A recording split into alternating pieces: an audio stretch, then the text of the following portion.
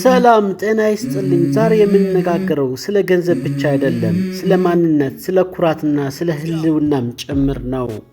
በሀገራችን ካሉት ባንኮች መካከል አንዳንዶቹ የተመሰረቱት የብሔርን ማንነት፣ የክልልን ኢኮኖሚ ወይም የተወሰኑ የህብረተሰብ ክፍሎችን ፍላጎት መሰረት አድርገው እንደሆነ እናውቃለን። እነዚህ ባንኮች ለባለ አክሲዮኖቻቸው ከባንክ በላይ ናቸው። የአንድነትና የራስን ዕድል በራስ የመወሰን ምልክቶች ናቸው። ነገር ግን አሁን አንድ ትልቅ ጥያቄ ተደቅኗል። ብሔራዊ ባንክ ተዋህዱ እያለ ለምን ዝምታ መረጡ? ውህደት ማለት ማንነትን ማጣት ነው ወይስ ማንነትን ጠብቆ ለመቆየት የሚደረግ ብልህነት? ዛሬ የምነግራችሁ መራራ እውነት አለ። የውጭ ባንኮች ወደ ኢትዮጵያ ሲገቡ እናንተን የሚመለከቷችሁ እንደ አንድ የብሔር ባንክ ወይም እንደ ኩራት ምልክት አይደለም፣ እንደ ትንሽ ገበያ ብቻ ነው። ዶላር ይዘው የሚመጡት ግዙፍ የውጭ ባንኮች ተበታትን ካገኙን በየተራ ከመዋጥ የሚያድነን የለም።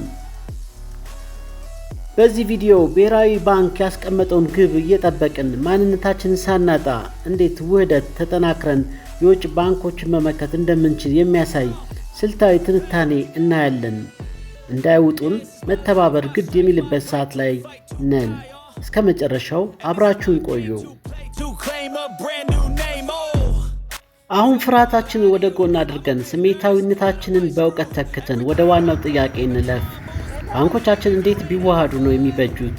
30 ደካማ ባንኮች ኖሮን በየተራ ከመውደቅ 6 ግዙፍና የማይበገሩ ሱፐር ባንኮች ለመፍጠር የሚያስችሉን ምርጥ የውህደት አማራጮች ኮምቢኔሽን የትኞቹ ናቸው? በዚህ ዝርዝር ትንታኔ ውስጥ የትኞቹ ባንኮች ቢጣመሩ ነው የውጭ ባንኮችን የመጣባቸውን ፈተና ማለፍ የሚችሉት? የቴክኖሎጂ አቅማቸውን ለማሳደግ የትኞቹ ከየትኞቹ ጋር ጋብቻ መመስረት አለባቸው? እና ደግሞ በክልልና በብሔር ማንነት መሰረት የተመሰረቱት ባንኮች ልዩነታቸውን ጠብቀው አቅማቸውን የሚያሳድጉበት ፐርፌክት ማች የትኛው ነው? ዝግጁ ከሆናችሁ የኢትዮጵያ ባንክ ኢንዱስትሪ የሚቀይሩትን 6 ታላላቅ የውህደት አማራጮች አሁን በዝርዝር እናያቸው። የኢትዮጵያ ባንኮች ውህደት 30 ባንኮችን ወደ 6 ጠንካራ ባንኮች የመቀየር ስትራቴጂ።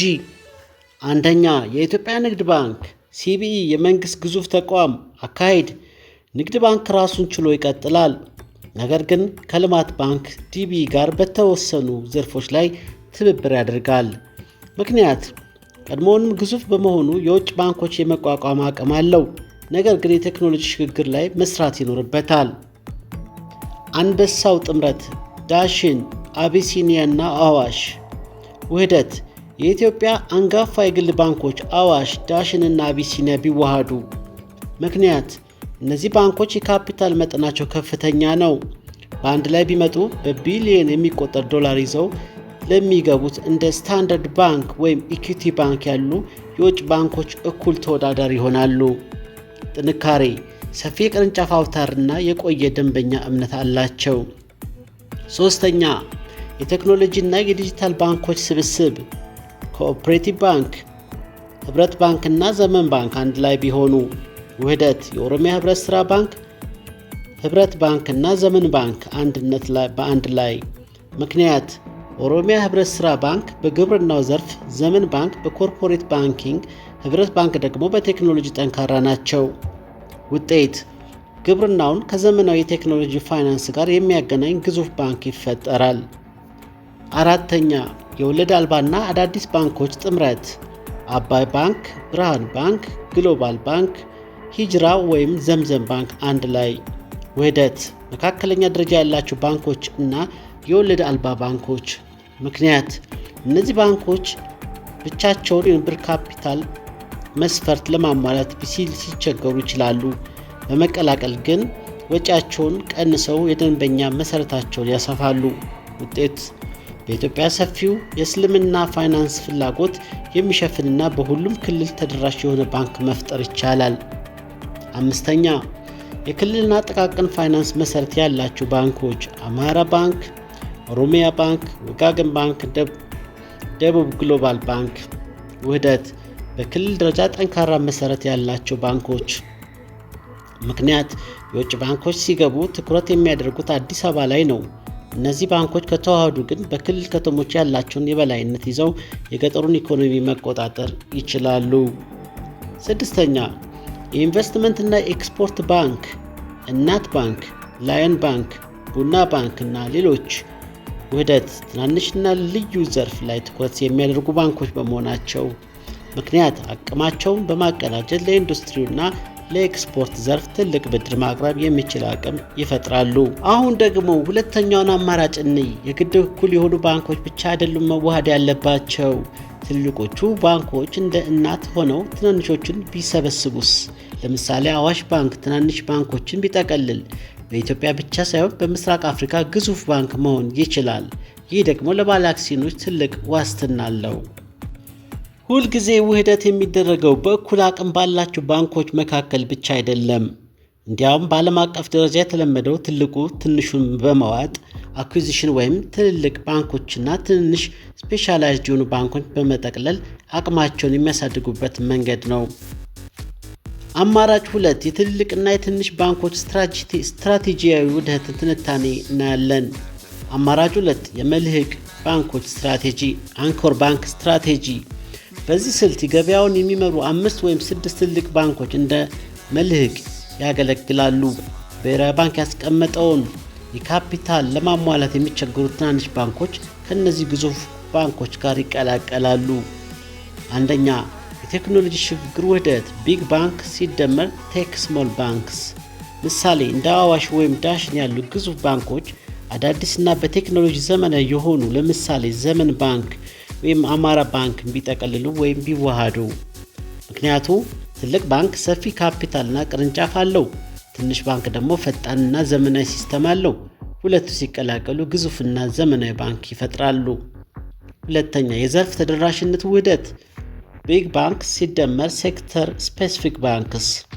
ምሳሌ የኢትዮጵያ ንግድ ባንክ ወይም ትልቅ የግል ባንክ እንደ እናት ባንክ ሴቶች ላይ ትኩረት የሚያደርግ ወይም ሂጅራ ዘምዘም ወለድ አልባ ላይ ትኩረት የሚያደርግ ቢዋሃዱ። ምክንያቱ ትልቅ ባንክ ወደ ተለዩ የህብረተሰብ ክፍሎች ኒች ማርኬትስ በቀላሉ ለመድረስ ያስችላቸዋል ትልቅ ሆነው። ሶስተኛ የጂኦግራፊያዊ ስርጭት ውህደት ናሽናል ባንክ ፕላስ ሪጂናል ባንክስ። ምሳሌ በአገር አቀፍ ደረጃ ጠንካራ የሆነ ባንክ ለምሳሌ አቢሲኒያ በተወሰኑ ክልሎች ላይ ብቻ ጠንካራ መሰረት ካላቸው ባንኮች ለምሳሌ አባይ ወይም ደቡብ ግሎባል ጋር ቢዋሃዱ። ምክንያቱ ትልቁ ባንክ በክልል ከተሞች ያለውን ተሰሚነት በአንድ ጀንበር ያሳድጋል። ለምን ትልቁ ከትንሹ መዋሃድ ይሻላል? አንደኛ ፈጣን የካፒታል ማደጊያ መንገድ ይሆናል። ትናንሽ ባንኮች ብቻቸውን ሆነው አክሲዮን በመሸጥ ቢሊዮን ለማሙላት ዓመታት ሊፈጅባቸው ይችላል። ከትልቅ ባንክ ጋር ሲዋሃዱ ግን ወዲያውኑ የብሔራዊ ባንክን መስፈርት ያሟላሉ። ሁለተኛ የአስተዳደር ወጪ መቀነስ።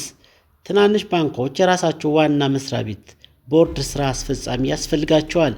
ከትልቅ ባንክ ጋር ሲቀላቀሉ እነዚህ ተደራራቢ ወጪዎች ቀርተው ገንዘቡ ለብድር ስራ ይውላል።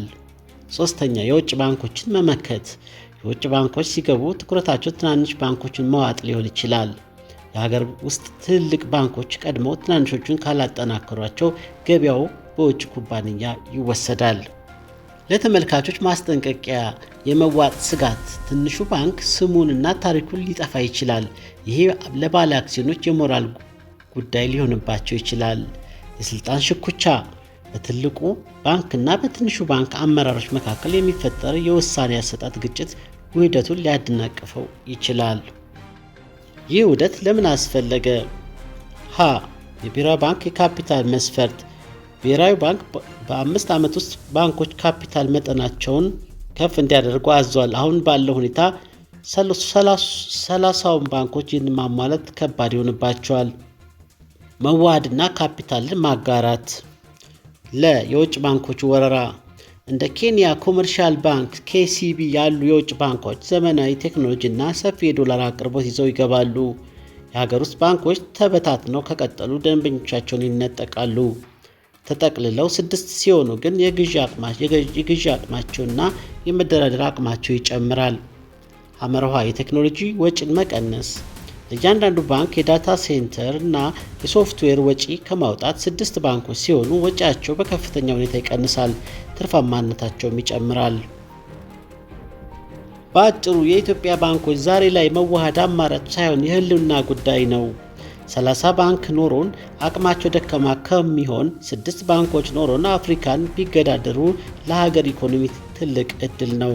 እናንተስ የትኞቹ ባንኮች ቢዋሃዱ የተሻለ ውጤት ይመጣል ብላችሁ ታስባላችሁ? የዛሬው ትንታኔያችን ይህን ይመስል ነበር። ኢትዮጵያ በአንድነት ከቆመችና ባንኮቻችን አቅማቸውን ካቀናጁ የውጭ ባንኮች መግባት ስጋት ሳይሆን ለውድድር የሚያነሳሳ እድል ይሆናል። እናንተስ በዚህ አዲስ የኢኮኖሚ ጉዞ ላይ ምን የታያችሁ ነገር አለ? በኮሜንት ላይ እንወያይ።